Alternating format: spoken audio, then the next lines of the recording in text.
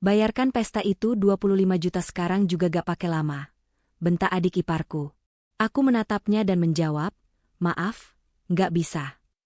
Lalu tiba-tiba, ibu mertuaku berkata, cepat bayar sekarang atau kamu keluar dari keluarga ini, dan jadi gelandangan sana. Gembel gak usah belagu. Pagi harinya, 50 panggilan telepon tak kujawab, dan mereka baru sadar. Gembel inilah yang selama ini.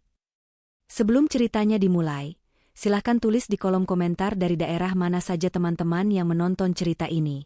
Jangan lupa like dan subscribe agar channel ini bisa semakin berkembang dan bisa mempersembahkan cerita yang lebih menarik lagi.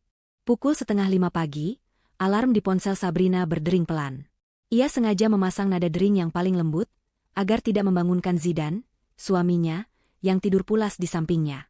Dengan hati-hati, Sabrina mematikan alarm dan duduk di tepi ranjang.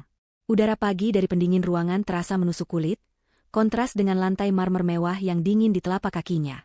Sabrina menghela napas panjang, mengumpulkan sisa tenaganya. Ini adalah rutinitasnya. Ia segera bangkit, mengenakan hijab bergonya, lalu mengambil wudhu di kamar mandi pribadinya yang mewah. Kamar mandi itu lebih besar dari kamar tidurnya di rumah orang tuanya dulu. Tapi kemewahan itu terasa hampa. Selesai salat subuh di ruang ganti, ia berdoa. Doanya selalu sama setiap pagi, meminta kekuatan dan kesabaran. Kesabaran untuk menghadapi hari yang sudah bisa ia tebak alurnya. Turun ke lantai bawah, rumah besar itu masih gelap dan senyap. Sabrina adalah orang pertama yang bangun, dan mungkin akan jadi yang terakhir tidur. Ia menyalakan lampu dapur. Dapur ini adalah saksi bisu kelelahannya. Bersih, modern, dengan peralatan mahal yang ia beli tunai dari hasil bisnisnya. Ironisnya, ia lebih sering menggunakannya untuk melayani daripada untuk menikmati. Ia mulai memasak. Nasi goreng seafood spesial untuk Zidan, dengan udang dan cumi segar. Zidan selalu rewel soal sarapan. Untuk Lita, adik iparnya, dan Ibu Siti, ibu mertuanya, ia hanya membuatkan nasi goreng biasa dengan telur mata sapi. Bukan karena ia pelit, tapi karena ia tahu nasi goreng itu kemungkinan besar tidak akan disentuh. Mereka akan bangun siang, lalu memesan sarapan mahal dari restoran melalui aplikasi. Tapi jika Sabrina tidak memasak, ia akan tetap disalahkan. Istri macam apa kamu? Sarapan saja tidak sedia, begitu kata Ibu Siti suatu hari. Selesai memasak, ia menutupinya dengan tudung saji. Pekerjaan belum selesai. Ia mengambil sapu dan alat pel. Ia mulai membersihkan ruang tamu yang luas. Mengelap debu dari guci keramik besar seharga puluhan juta. Mengatur bantal sofa yang harganya setara gajinya sebulan dulu. Ia berhenti sejenak di depan lemari pajangan. Di sana ada foto pernikahan mereka. Zidan yang tampan, dan dirinya yang tersenyum bahagia. Di sebelahnya, ada foto keluarga besar Zidan. Ia ada di foto itu, berdiri agak di pinggir, senyumnya kaku. Pikirannya melayang. Dulu, ia menikahi Zidan karena cinta. Zidan adalah pria baik, meski sedikit manja. Keluarga Zidan adalah keluarga terpandang. Tapi setahun setelah pernikahan, perusahaan ayah Zidan bangkrut, dan tak lama kemudian ayahnya meninggal karena serangan jantung. Zidan, yang tidak siap memegang kendali, membuat sisa perusahaan itu kolaps total. Mereka hampir kehilangan segalanya. Saat itulah Sabrina, yang selama ini diremehkan karena hanya ibu rumah tangga, menggunakan keahliannya. Bisnis online yang ia rintis diam-diam, yang awalnya hanya dianggap jualan baju daster oleh Ibu Siti, ternyata adalah bisnis impor-ekspor skala besar. Sabrina cerdas. Ia membangun jaringan distributor yang kuat. Dalam 2 tahun, bisnisnya meledak. Dialah yang mengambil alih cicilan rumah mewah ini. Dialah yang membeli mobil Alphard baru untuk Zidan agar gengsinya terjaga. Dialah yang membiayai gaya hidup mewah Ibu Siti dan Lita. Tapi statusnya di rumah itu tidak pernah berubah. Ia tetap menantu yang dianggap numpang. Ia adalah pembantu yang kebetulan punya akses ke rekening bank tak terbatas. Pukul 7, Zidan turun. Sudah rapi dengan kemeja mahal yang disetrika Sabrina semalam. Sabrina, kopiku mana? Tanyanya tanpa melihat, matanya sibuk dengan ponsel. Sudah di meja, Mas, jawab Sabrina lembut, sambil mengelap meja makan. Zidan duduk, menyeruput kopinya. Nasi gorengnya udangnya kurang banyak, keluhnya. Sabrina hanya mengangguk. Pukul 8, Lita turun dari kamarnya. Gadis itu akan berusia 17 tahun minggu depan. Ia masih memakai piyama satin, rambutnya acak-acakan, dan wajahnya cemberut. Ia melempar ponselnya ke meja. Ceka, nasi goreng lagi. Aku bosan. Mau croissant almond, katanya. Nanti pesan saja, Lit, kata Sabrina sabar. Kakak yang pesankan. Pakai akun kakak. Saldo ojek onlineku habis, sahutnya enteng. Sabrina mengangguk lagi. Ia sudah biasa. Tepat saat itu, Ibu Siti keluar dari kamarnya. Wajahnya segar, ia sudah mandi, mengenakan dress rumah yang mahal. Pagi, Bu, sapa Sabrina. Ibu Siti hanya bergumam. Ia duduk di meja makan, menatap sinis nasi goreng di piringnya. Kamu ini masak tidak niat. Minyaknya banyak sekali. Kolesterol saya bisa naik, katanya. Sabrina diam saja. Ia tahu, apapun yang ia lakukan, akan selalu salah. Ia hendak kembali ke dapur untuk mencuci piring kotor, saat Lita tiba-tiba berseru. Oh iya, Bu, Kak Sabrina. Lita mengambil sesuatu dari tasnya. Sebuah brosur tebal berlapis kertas mengilap. Ia melemparkannya ke tengah meja. Aku mau ini untuk ulang tahunku. Sabrina mengambil brosur itu. Matanya langsung tertuju pada judulnya.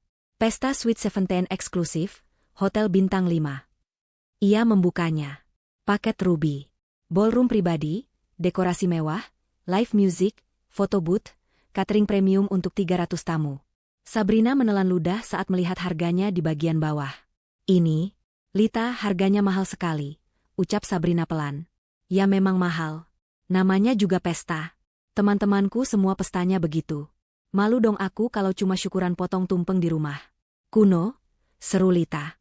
Berapa harganya? Tanya Ibu Siti, matanya berbinar melihat foto-foto mewah di brosur itu. Totalnya 25 juta, Bu. Itu sudah paket yang paling minimalis di sana, jawab Lita manja. Kak Sabrina pasti bisa bayar. Bisnisnya kan lancar. Sabrina meletakkan brosur itu. Ia menatap adik iparnya.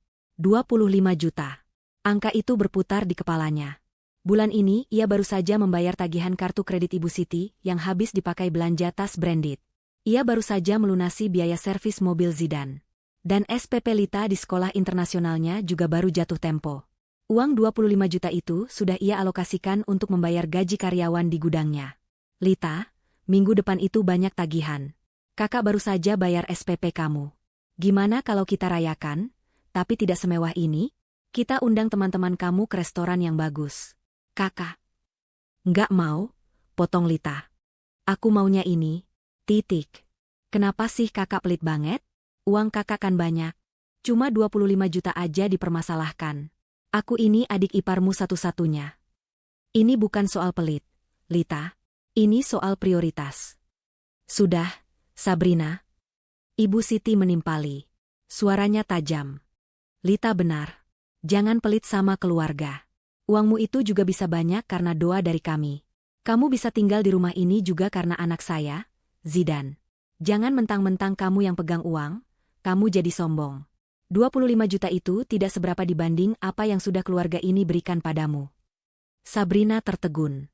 Apa yang keluarga ini berikan padaku? Selain rasa sakit hati dan kelelahan, Lita melihat ibunya membelanya. Ia semakin menjadi-jadi. Ia berdiri dan menatap Sabrina. Nada suaranya yang manja kini berubah menjadi memerintah. Pokoknya aku gak mau tahu, ucapnya santai, seolah meminta dibelikan es krim. Bayarkan pesta itu 25 juta sekarang juga gak pakai lama. Ada jeda panjang. Zidane hanya diam, asyik membaca berita di ponselnya, pura-pura tidak mendengar pertengkaran itu. Ibu Siti menatap Sabrina dengan angkuh, menunggu Sabrina berkata, iya, Bu, seperti biasanya. Lita tersenyum penuh kemenangan. Sabrina memejamkan matanya sejenak. Ia menarik napas dalam. Tali kesabaran yang ia jalin selama bertahun-tahun akhirnya putus. Ia sudah lelah menjadi sapi perah. Ia sudah lelah direndahkan di rumah yang ia bayar sendiri cicilannya. Ia membuka matanya. Tatapannya datar dan dingin. Ia menatap Lita lurus di matanya. Maaf, nggak bisa, ucapnya dengan suara yang tenang namun tegas. Cari sendiri uangnya. Rumah itu seketika hening. Nasi goreng di piring Zidane mendingin. Senyum di wajah Lita membeku. Mata Ibu Siti membelalak, tidak percaya dengan apa yang baru saja ia dengar. Untuk pertama kalinya, sang gembel yang mereka pelihara, membantah. Keheningan itu hanya berlangsung 3 detik. Lita adalah yang pertama bereaksi. Wajahnya yang kaget berubah menjadi merah padam karena marah. Ini adalah penolakan pertama yang pernah ia terima dari Sabrina. Apa kakak bilang? Kakak ngusir aku? Kakak nyuruh aku kerja? Jerit Lita, suaranya melengking tinggi. Ia tidak menangis, ia murka. Ibu, Kak Sabrina jahat. Dia bilang aku suruh cari uang sendiri. Dia gak mau bayarin pestaku. Lita mengadu, menarik-narik lengan baju Ibu Siti. Ibu Siti bangkit dari kursinya. Kursi kayu jati mahal itu berderit nyaring. Ia berjalan mengitari meja makan dan berhenti tepat di depan Sabrina. Wajahnya yang tadi pagi masih segar oleh perawatan kulit mahal, kini mengeras seperti batu. Sabrina, bentaknya. Suaranya menggema di ruang makan yang luas itu. Kamu sudah berani ya sekarang. Kamu sudah merasa hebat karena punya uang. Sabrina ikut berdiri. Ia tidak mundur. Ia harusnya takut, tapi yang ia rasakan hanyalah kelegaan. Bukan begitu, Bu. Seperti yang saya bilang tadi, 25 juta itu bukan uang kecil. Kebutuhan kita banyak. Saya harus mengatur keuangan. Halah. Alasan, potong Ibu Siti kasar. Kamu kira saya bodoh? Saya tahu bisnismu itu untungnya miliaran. Kamu sengajakan, mau pamer kuasa? Kamu mau balas dendam karena selama ini kami nasihati. Saya tidak pernah berpikiran seperti itu, Bu. Diam kamu. Ibu Siti menunjuk lurus ke wajah Sabrina. Jarinya yang memakai cincin berlian besar, yang juga dibelikan Sabrina, hampir menyentuh hidung Sabrina. Kamu itu siapa di sini? Hah? Kamu itu cuma numpang. Rumah ini, semua isinya, ini punya anak saya, Zidan. Kamu itu cuma istri yang kebetulan beruntung. Gembel yang diangkat derajatnya. Setiap kata adalah tamparan. Gembel. Kata itu lagi. Kata yang selalu Ibu Siti gunakan untuk mengingatkan Sabrina akan posisinya. Kamu pikir karena kamu yang bayar semua tagihan, kamu bisa seenaknya? Harusnya kamu sadar diri. Tanpa Zidan, kamu itu bukan siapa-siapa. Kamu tidak akan pernah bisa masuk ke keluarga ini kalau bukan karena anak saya kasihan sama kamu. Zidan, yang mendengar namanya disebut, akhirnya mengangkat kepala dari ponselnya. Wajahnya tampak terganggu. Bu, Sabrina, ada apa sih ini pagi-pagi? Malu didengar tetangga, katanya pelan. Diam kamu, Zidan, bentak Ibu Siti pada anaknya sendiri. Istrimu ini sudah mulai kurang ajar. Dia berani melawan ibu. Dia berani menolak permintaan Lita. Dia sudah lupa diri. Lita kembali memanas-manasi. Iya, Mas. Kak Sabrina pelit banget. Masa untuk pesta Sweet Seventeen, adiknya sendiri dia hitung-hitungan. Padahal Mas Zidan selalu kasih apapun yang Kak Sabrina mau. Sabrina tertawa dalam hati. Apa yang Zidan berikan padaku? Beban? Utang? Hina? Mas Zidan? Sabrina menoleh pada suaminya, mencari sedikit saja pembelaan. Tolong, Mas. Jelaskan ke ibu dan Lita. Keuangan kita sedang dipakai untuk banyak hal. Bisnisku butuh modal putar. Ini bukan soal pelit. Zidan tampak serba salah. Ia terjepit di antara ibu dan istrinya. Seperti biasa, ia memilih jalan yang paling aman untuk dirinya sendiri. Sabrina, sudahlah, kata Zidan, nadanya datar. Ia merapikan kemejanya, bersiap berangkat kerja. Kasih saja apa yang Lita minta. 25 juta kan? Bukan masalah besar buat kamu. Hati Sabrina serasa diremas. Bukan masalah besar. Zidan mengatakannya seolah uang itu tumbuh di pohon. Zidan, yang sudah setahun ini menganggur dan hanya menghabiskan uang untuk hobi golfnya, dengan mudahnya meremehkan kerja keras istrinya. Kamu dengar itu? Ibu Siti tersenyum sinis. Suamimu sendiri yang bicara. Dia saja tahu kalau kamu itu pelit. Kamu sengaja mau bikin malu Lita di depan teman-temannya kan? Kamu iri karena Lita bisa pesta mewah, sedangkan kamu dulu. Ibu Siti memandang Sabrina dari atas ke bawah. Ah, sudahlah. Tidak perlu dibahas. Asalmu sudah jelas. Sabrina mengepalkan tangannya di balik hijab panjangnya. Cukup. Ia sudah selesai. Jadi, kata Ibu Siti lagi, nadanya kembali angkuh karena merasa menang. Transfer sekarang ke Lita. Saya tidak mau dengar alasan apa-apa lagi. Sabrina menatap Ibu Siti. Saya tidak akan transfer. 3 kata itu diucapkan dengan tenang, namun memiliki efek seperti bom. Zidan yang hendak mengambil tas kerjanya, membeku. Lita melotot. Wajah Ibu Siti memerah padam, lalu berubah pucat karena amarah yang memuncak. Apa kamu bilang? Desisnya. Saya tidak akan transfer uang. Itu, ulang Sabrina, mengeja setiap kata. Saya tidak mau. Lita bisa merayakannya. Tapi tidak dengan uang 25 juta untuk pesta satu malam. Kurang ajar. Ibu Siti berteriak begitu keras, hingga guci di ruang tamu seolah ikut bergetar. Berani kamu melawan saya di rumah saya sendiri? Ini bukan rumah ibu, sahut Sabrina pelan. Apa? Ini bukan rumah ibu. Dan ini juga bukan rumah Mas Zidan. Lanjut Sabrina, suaranya kini bergetar, bukan karena takut, tapi karena emosi yang tertahan. Rumah ini, atas nama saya. Saya yang membayar cicilannya setiap bulan dengan uang saya sendiri. Mobil yang Mas Zidan pakai, atas nama saya. SPP Lita, kartu kredit ibu, semua tagihan itu uang saya. Kebenaran itu, meski selalu mereka hindari, kini terucap lantang. Ibu Siti dan Lita tampak kaget. Mereka tahu Sabrina yang membayar, tapi mereka tidak pernah mau mengakuinya secara terbuka. Ibu Siti tertawa mengejek, berusaha mengembalikan harga dirinya. Oh, jadi kamu mengungkit itu semua? Kamu menghitung semua yang kamu keluarkan? Dasar gembel, tetap saja perhitungan. Kalau begitu, kalau kamu merasa ini rumahmu. Ibu Siti menarik napas dalam-dalam. Ia sudah sampai di puncak kemarahannya. Ia menunjuk ke pintu depan. Cepat bayar sekarang atau kamu keluar dari keluarga ini, dan jadi gelandangan sana. Gembel gak usah belagu. Itu adalah kalimat pamungkas. Kalimat yang selalu ia gunakan sebagai ancaman. Ia yakin Sabrina akan takut. Ia yakin Sabrina akan menangis dan memohon ampun, lalu mentransfer uang itu. Sabrina menatap Ibu Siti. Ia menatap Lita yang tersenyum licik. Dan terakhir, ia menatap Zidan, suaminya. Mas? Tanya Sabrina, memberikan satu kesempatan terakhir. Zidan membuang muka. Ia meraih tas kerjanya. Aku pusing. Kalian selesaikan sendiri. Aku terlambat, katanya, lalu berjalan cepat keluar dari pintu depan, meninggalkan Sabrina sendirian di tengah amukan ibu dan adiknya. Pengkhianatan itu terasa final. Zidan bahkan tidak membelanya. Dia kabur. Hati Sabrina yang tadi hancur, kini terasa dingin dan mati rasa. Tidak ada lagi air mata. Yang ada hanya keputusan. Ibu Siti tersenyum penuh kemenangan. Kenapa? Mau nangis? Sana, keluar. Pergi dari sini kalau kamu tidak mau bayar. Sabrina mengangguk pelan. Baik. Satu kata itu membuat Ibu Siti bingung. Baik apa? Baik, Bu. Saya akan pergi, kata Sabrina. Ia membalikkan badannya, berjalan melewati meja makan, dan melangkah menaiki tangga menuju kamarnya. Alah, drama. Paling juga ke kamar ambil dompet. Ejek Ibu Siti. Lita tertawa. Pasti takut.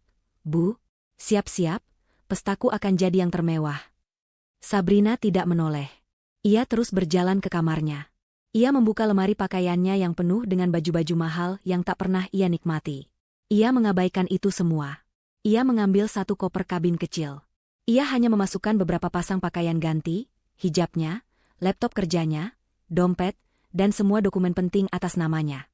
Malam itu juga, ketika semua orang sudah tidur, Sabrina membuka pintu kamarnya. Ia menatap Zidan yang tidur mendengkur, tidak menyadari apapun. Ia meletakkan cincin kawinnya di atas meja nakas. Kalian yang memintaku pergi, bisiknya, akan kuturuti. Ia turun ke bawah. Sebelum membuka pintu depan, ia duduk di sofa ruang tamu. Ia membuka laptopnya. Waktunya bersih-bersih. Gumamnya, jarinya menari di atas keyboard. Pertama, ia membatalkan jadwal transfer otomatis untuk cicilan KPR rumah mewah itu. Kedua, ia mengirim email ke pihak leasing untuk menghentikan pembayaran mobil Alphard atas nama Zidan. Ketiga, ia memblokir semua kartu kredit tambahan yang ia berikan untuk Ibu Siti dan Lita. Keempat, ia mengirim email ke bagian administrasi sekolah Lita, menyatakan bahwa ia, sebagai penjamin, menghentikan semua pembayaran SPP dan biaya lainnya. Setelah selesai, ia mematikan laptopnya. Ia mengambil koper kecilnya. Ia menonaktifkan ponsel utamanya dan memasukkannya ke dalam tas. Ia tidak akan bisa dihubungi. Ia melangkah keluar dari pintu depan, menutupnya pelan tanpa suara. Ia berjalan di kegelapan malam, meninggalkan rumah yang telah ia bangun dengan keringatnya, menuju kehidupan baru. Dan ia tahu, pagi nanti, neraka akan pecah di rumah itu. Jarum jam di dinding ruang tamu menunjukkan pukul 1 dini hari. Keheningan rumah mewah itu terasa pekat, hanya terpecah oleh suara dengkuran halus Zidane dari kamar di lantai atas. Sabrina berdiri di depan pintu utama yang terbuat dari kayu jati solid, sebuah pintu yang ia bayar lunas dengan bonus akhir tahunnya 2 tahun lalu. Di tangannya ada satu koper kabin kecil. Di hatinya, ada kekosongan yang anehnya terasa melegakan. Ia memutar kunci pelan, sangat pelan, berusaha tidak menimbulkan suara. Pintu itu terbuka tanpa derit. Udara malam yang sedikit lembab menyambutnya. Ia melangkah keluar dari teras marmer, melewati taman kecil yang rumputnya selalu ia rapikan setiap akhir pekan. Ia berhenti sejenak di depan gerbang besi tempa yang tinggi. Ia memandangi rumah itu sekali lagi.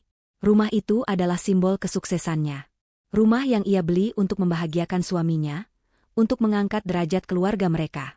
Tapi bagi penghuninya, rumah ini adalah istana tempat mereka berkuasa, dan ia adalah budak yang membiayai semuanya. Di jendela kamar Lita, lampu tidur masih menyala. Sabrina membayangkan gadis itu tidur nyenyak, memimpikan pesta 25 jutanya. Di kamar utama, Ibu Siti mungkin sedang mendengkur, puas setelah berhasil memojokkan menantunya. Dan Zidane, suaminya, tidur di ranjang empuk yang mereka beli bersama, setelah dengan pengecut melarikan diri dari masalah. Sabrina berbalik. Ia tidak memesan taksi. Ia berjalan kaki menyusuri jalanan kompleks yang sepi. Ia butuh waktu untuk menjernihkan pikiran. Setiap langkah menjauh dari rumah itu terasa seperti melepaskan satu rantai yang membelenggunya. Rantai penghinaan. Rantai kewajiban palsu.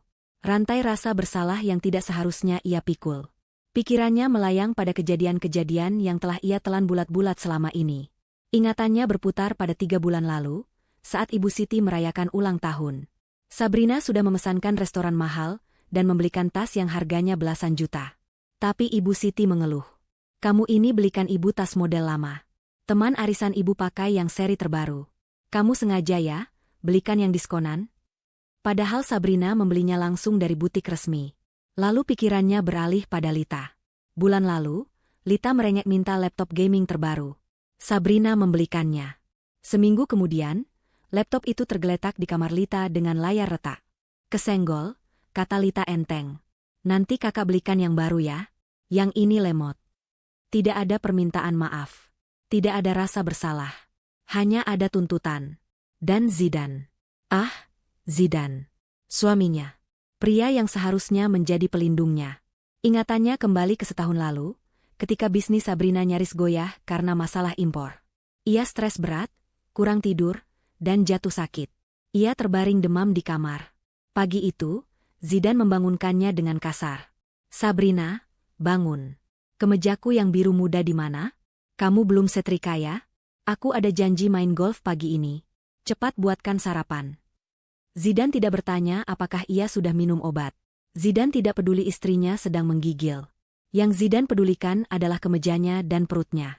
Malam itulah, cinta Sabrina pada Zidane mulai mati.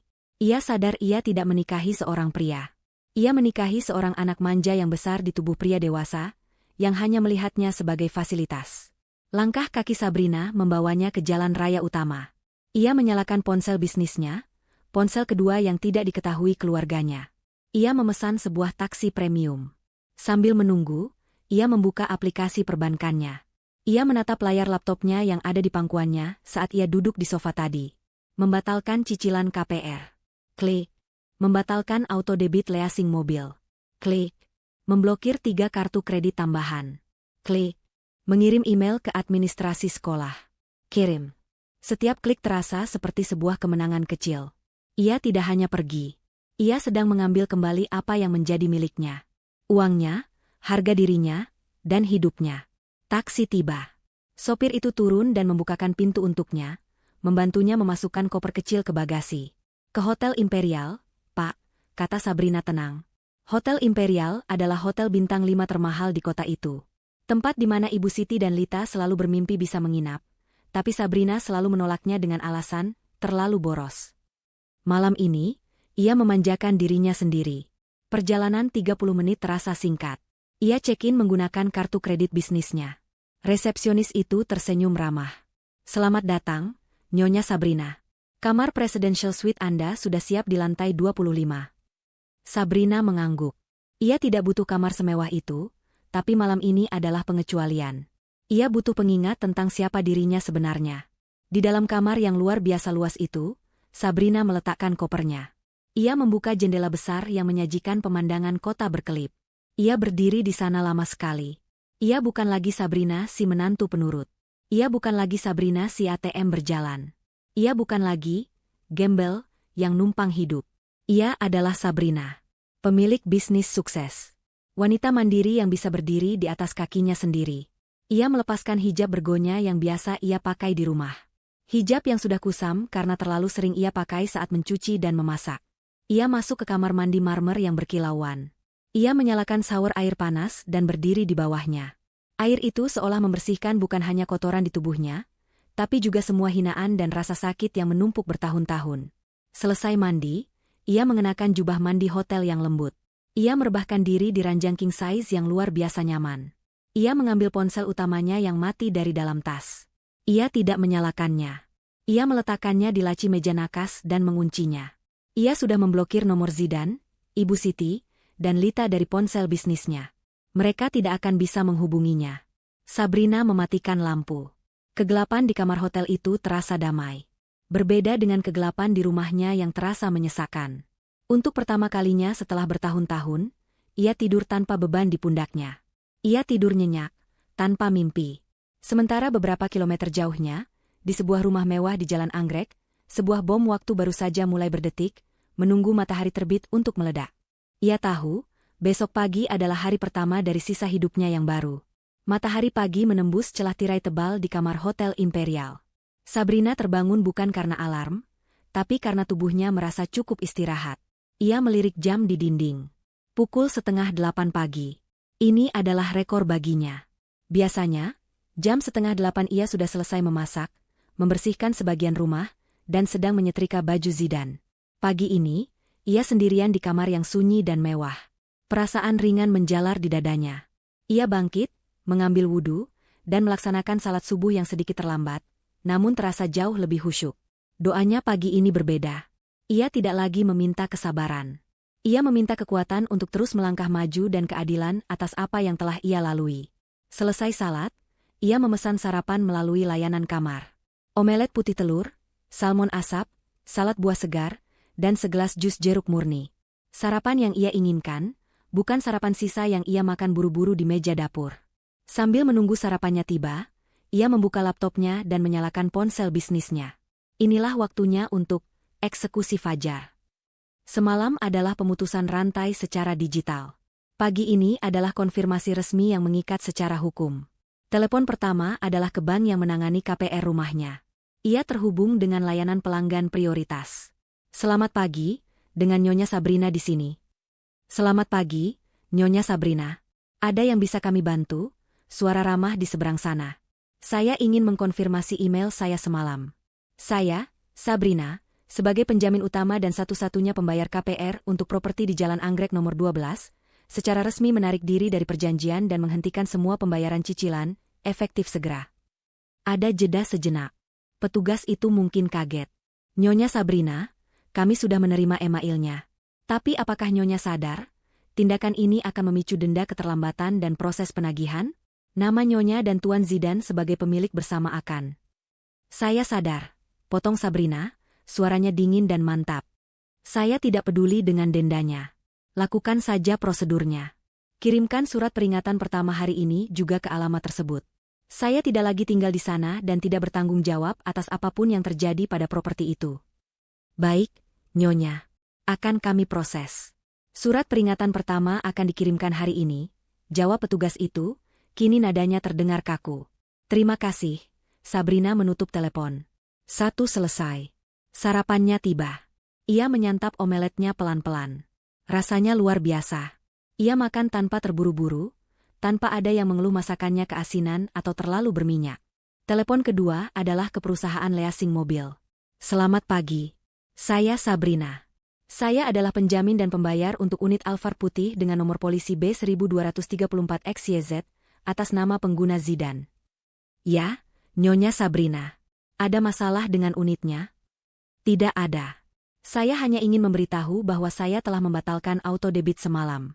Saya tidak akan melanjutkan cicilan. Saya minta unit tersebut ditarik hari ini juga. Hari ini, Nyonya, petugas itu kaget. Tapi, tunggakannya bahkan belum ada. Biasanya kami menunggu. Saya tidak mau menunggu ada tunggakan, tegas Sabrina. Saya yang membayar, dan saya putuskan untuk berhenti. Saya tidak mau aset yang saya bayar disalahgunakan oleh pihak yang tidak berhak. Anggap saja ini penyerahan unit sukarela dari pihak pembayar. Saya minta tim Anda mengambilnya sebelum jam makan siang. Jika tidak, saya akan melaporkannya sebagai penggelapan. Ancaman itu berhasil. Baik, Nyonya. Baik. Tim kami akan segera meluncur ke alamat tersebut pagi ini juga. Bagus, Sabrina menutup telepon. 2 selesai. Ia menyeruput jus jeruknya. Segar. Telepon ketiga. Bagian Administrasi Keuangan Sekolah Internasional Lita. Selamat pagi, Administrasi SMA Elit Cendekia. Selamat pagi. Saya Sabrina. Saya adalah wali dan penjamin finansial untuk siswi kelas 11 atas nama Lita Anjani. Oh, ya, Nyonya Sabrina. Ada apa ya? Apakah ada masalah dengan tagihan terakhir? Tidak. Saya menelepon untuk memberitahukan bahwa mulai detik ini, saya menghentikan semua bentuk pendanaan untuk siswi tersebut. SPP, biaya buku, biaya ekstrakurikuler, biaya study tour yang akan datang, semuanya. Saya tidak akan membayarnya lagi. Apa? Tapi, Nyonya, Lita sudah terdaftar untuk semester ini. Dan ada tunggakan SPP dari bulan lalu yang belum? Saya tahu. Dan saya tidak akan melunasinya, kata Sabrina. Itu sekarang menjadi tanggung jawab orang tuanya, Tuan Zidan atau Nyonya Siti. Silakan tagih mereka. Dan tolong, informasikan kepada Lita Anjani mengenai status keuangannya hari ini juga. Saya tidak mau ia terus bersekolah menggunakan fasilitas yang tidak ia bayar. Tapi, Nyonya ini akan berdampak pada status kesiswaannya. Saya mengerti. Lakukan saja tugas Anda. Sabrina menutup telepon. 3 selesai. Ini adalah bagian yang paling ia nikmati. Ia tahu persis bagaimana malunya Lita. Di sekolah yang penuh dengan anak-anak pejabat dan pengusaha kaya, berita menunggak SPP akan menyebar seperti api. Gengsi yang selalu Lita banggakan akan hancur lebur. Terakhir, ia menelepon asisten pribadinya di kantor. Asistennya adalah satu-satunya orang yang tahu betapa Sabrina menderita di rumah itu. Rina, pagi. Pagi, Bu Sabrina. Ibu baik-baik saja? Ibu tidak di rumah. Rina terdengar khawatir. Saya baik, Rina. Jauh lebih baik. Saya sudah pergi dari rumah itu, kata Sabrina. Syukurlah, Bu, jawab Rina lega. Apa yang bisa saya bantu? Pertama, pastikan semua kartu kredit tambahan atas nama Zidan dan Siti sudah terblokir permanen. Kedua, kirimkan surat somasi pertama dari tim pengacara kita ke alamat rumah itu. Agendanya, gugatan cerai dan pembagian harta. Gugatan cerai, Bu? Ya. Saya sudah selesai, Rina. Saya mau semua aset yang murni atas nama saya, aman. Dan aset bersama, kita bagi sesuai hukum. Pastikan pengacara kita menggarisbawahi bahwa rumah itu adalah murni aset saya, karena cicilannya saya yang bayar dari penghasilan saya pribadi. Siap, Bu. Akan saya laksanakan segera. Ibu akan bekerja dari mana hari ini? Saya akan bekerja dari hotel. Kirimkan saja dokumen yang perlu saya tanda tangani secara digital. Untuk beberapa hari ke depan, saya mau fokus menenangkan diri sambil tetap memantau bisnis. Baik, Bu. Semoga Ibu tenang di sana. Terima kasih, Rina. Sabrina menutup telepon. Semuanya sudah berjalan. Roda-roda birokrasi dan hukum sudah berputar. Ia menghabiskan salad buahnya. Ia merasa sangat berkuasa. Bukan karena uangnya, tapi karena ia akhirnya bisa mengendalikan hidupnya sendiri. Ia memikirkan Zidan.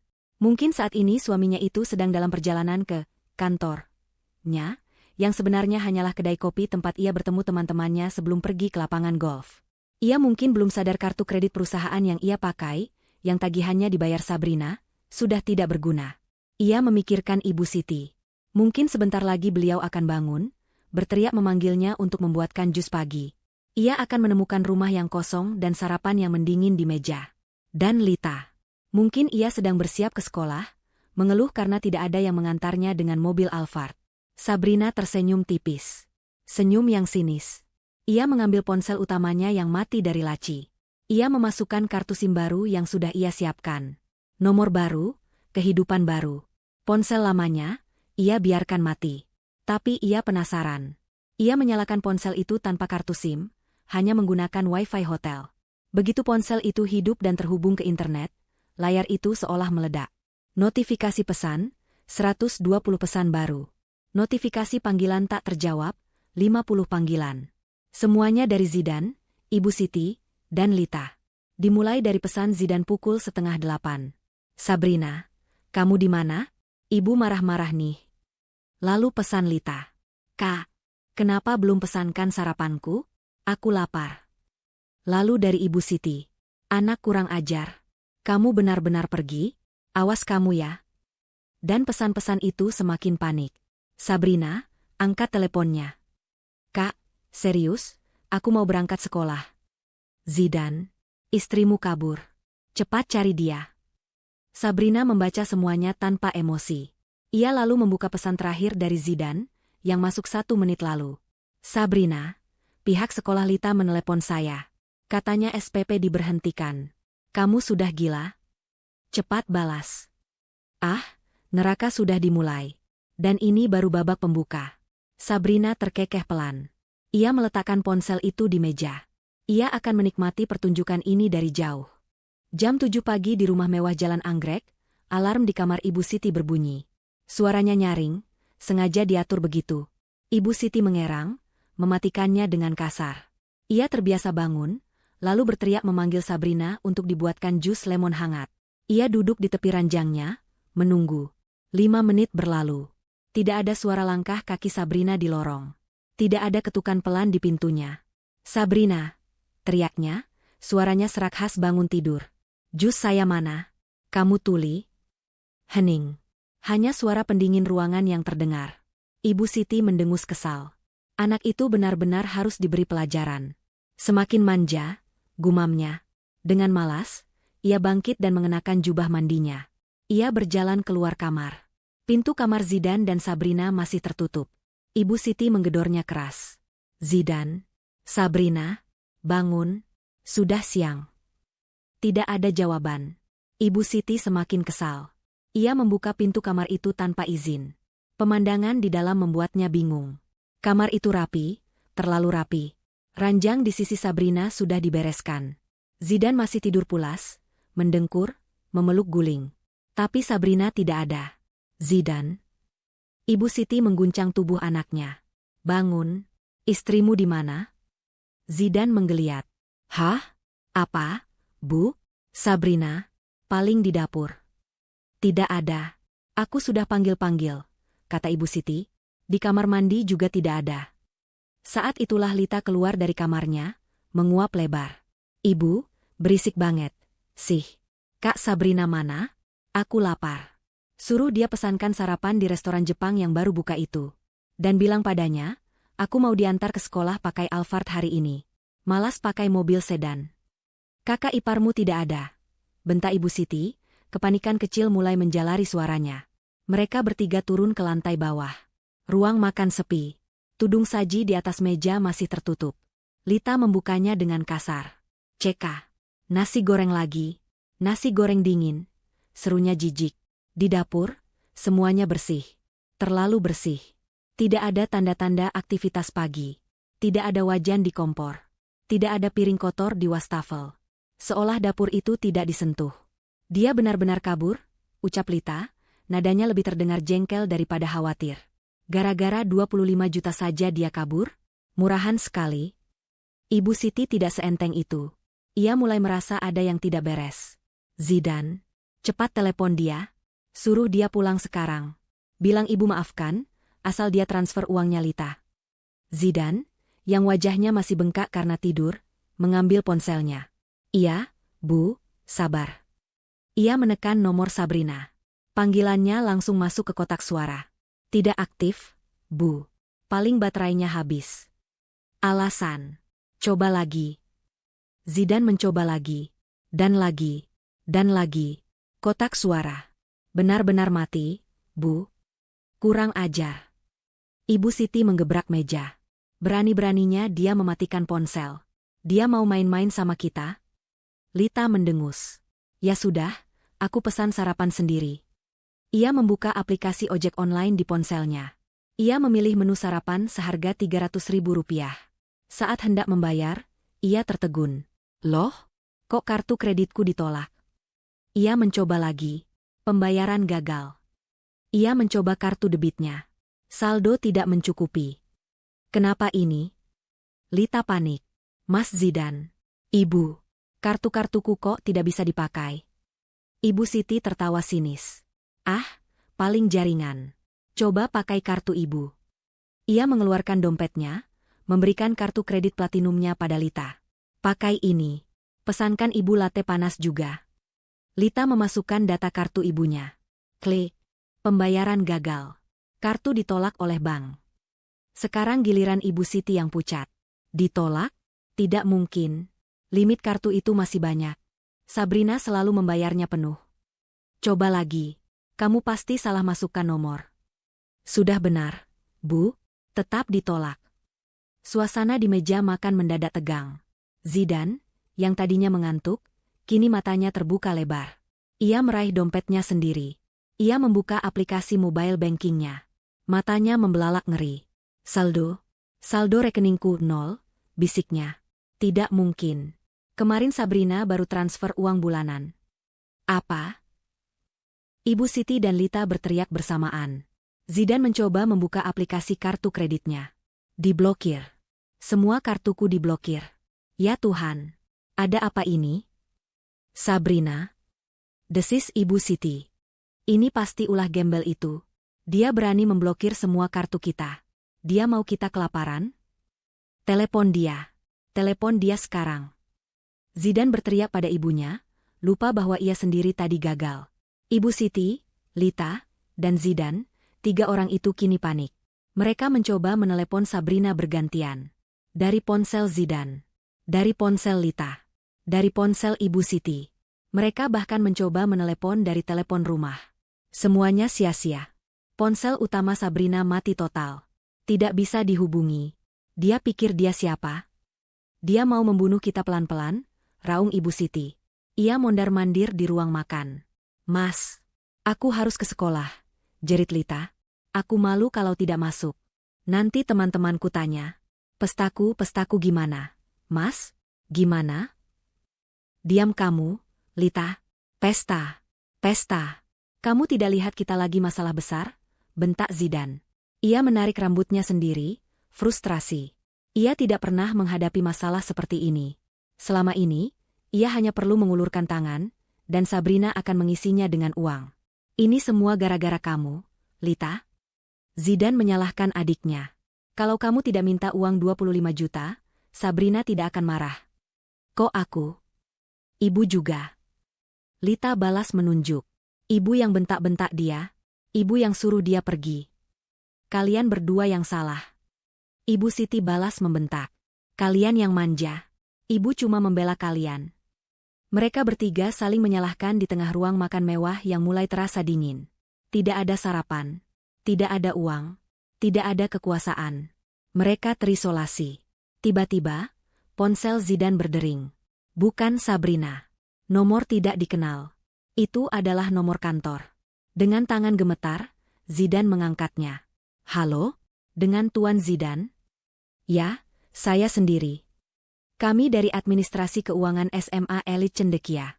Kami hanya ingin menginformasikan bahwa penjamin finansial Putri Lita Anjani, Nyonya Sabrina, telah secara resmi menghentikan semua pembayaran.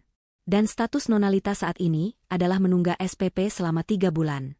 Pembayaran sebelumnya ditarik kembali oleh pihak bank. Zidan merasa lututnya lemas.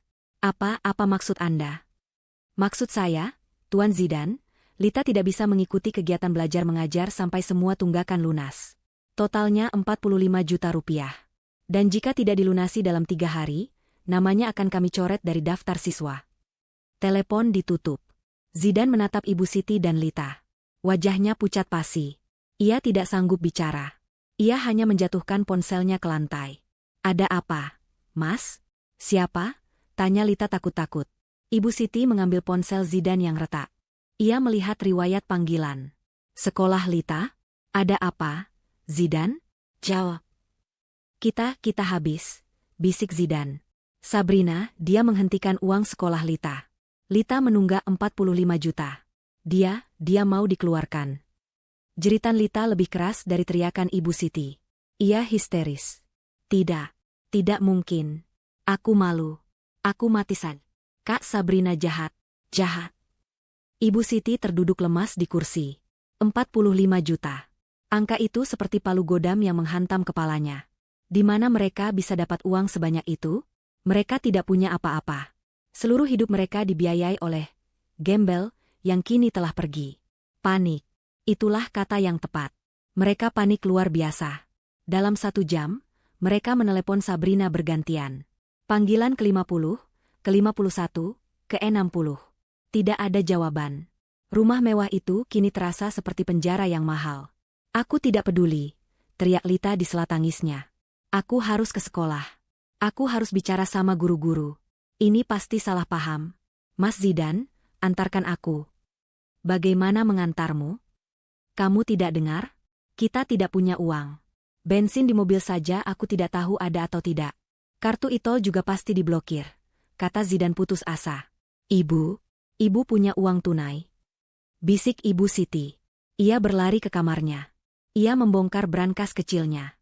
Isinya hanya perhiasan-perhiasan imitasi, yang asli sudah dijual Zidan diam-diam dulu, dan beberapa lembar uang ratusan ribu. Totalnya mungkin hanya 500 ribu rupiah. Ini, kita hanya punya ini, katanya lirih. Zidan merampas uang itu. Cukup untuk taksi online. Lita, kamu berangkat. Bicara baik-baik. Mas akan cari Sabrina. Ibu di rumah saja.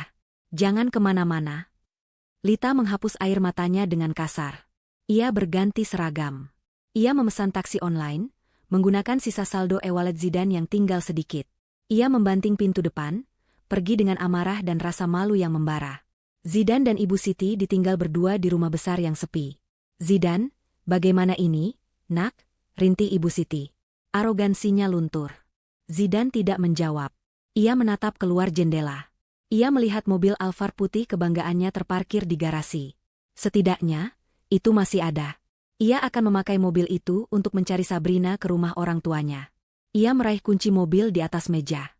Tepat saat ia hendak melangkah ke garasi, bel rumah berbunyi. Bukan bel biasa.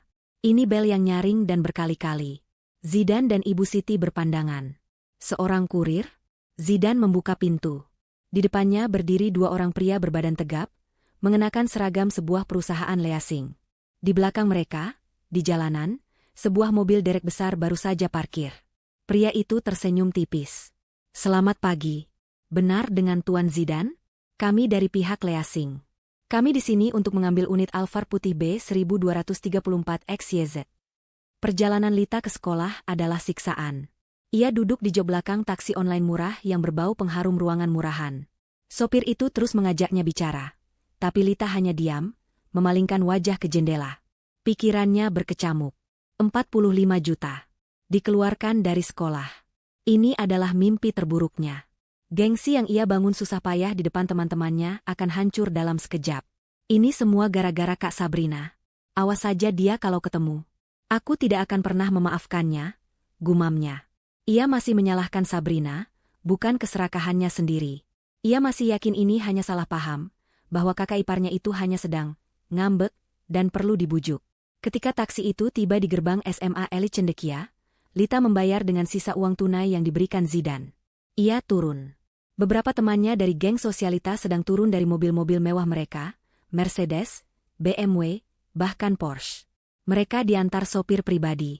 Lita, turun dari taksi kuning yang kusam. Lita, tumben? Mobilmu di bengkel? Sapa salah satu temannya, Sasa. Lita memaksakan senyum. Iya, biasa, servis bulanan, bohongnya. Ia berjalan cepat, berusaha menghindari percakapan lebih lanjut. Ia harus segera ke ruang administrasi sebelum gosip menyebar. Ia berjalan di lobi marmer sekolah yang megah. Beberapa siswa menatapnya aneh. Mungkin karena wajahnya sembab habis menangis. Ia tidak peduli. Ia berbelok ke koridor ruang guru. Tepat saat ia akan masuk ke ruang administrasi, namanya tiba-tiba terdengar dari pengeras suara sekolah yang menggema di seluruh penjuru. Panggilan kepada siswi, Lita Anjani dari kelas 11A, diharap segera ke ruang administrasi keuangan. Sekali lagi, Lita Anjani, segera ke ruang administrasi keuangan. Suara itu keras, jelas, membekukan. Seluruh koridor yang tadi ramai oleh siswa yang berlalu lalang, mendadak hening. Semua mata menoleh ke arahnya. Panggilan ke ruang keuangan melalui pengeras suara adalah hal yang sangat tabu di sekolah ini. Itu adalah kode untuk masalah serius. Itu adalah tanda aib. Wajah Lita terasa panas. Darahnya serasa surut dari wajahnya. Teman-temannya yang tadi di lobi kini menyusulnya, dan mereka mendengar pengumuman itu. Mereka saling berpandangan, lalu berbisik. Lita, dipanggil ke keuangan? Bukannya itu, kalau nunggak SPP. Gila. Jangan-jangan keluarganya bangkrut? Lita ingin bumi terbelah dan menelannya. Dengan langkah kaku, ia mendorong pintu ruang administrasi. Di dalam, seorang wanita parubaya berkacamata tebal, Ibu Rini, kepala tu, menatapnya tanpa ekspresi. Lita Anjani? Silakan duduk. Ada apa, Bu? Kenapa harus panggil saya pakai pengeras suara? Ibu mau bikin saya malu? Sembur Lita, masih mencoba bersikap arogan untuk menutupi ketakutannya. Ibu Rini tidak terpengaruh. Saya panggil baik-baik lewat telepon ke orang tua Anda, tapi tidak ada jawaban yang jelas. Jadi saya pakai cara yang pasti Anda dengar. Ia meletakkan selembar kertas di atas meja. Anda tahu ini apa? Lita menatap kertas itu. Itu adalah surat tagihan. Saya tahu. Ada salah paham. Kakak ipar saya? Tidak ada salah paham, Nona Lita, potong Ibu Rini, suaranya dingin. Pagi ini, kami mendapat konfirmasi dari bank. Nyonya Sabrina, penjamin Anda, tidak hanya menghentikan pembayaran. Beliau menarik kembali semua pembayaran yang telah beliau lakukan untuk 3 bulan terakhir. Pihak bank mengizinkannya karena beliau adalah pembayar tunggal. Mata Lita membelalak. Ditarik kembali? Apa maksudnya?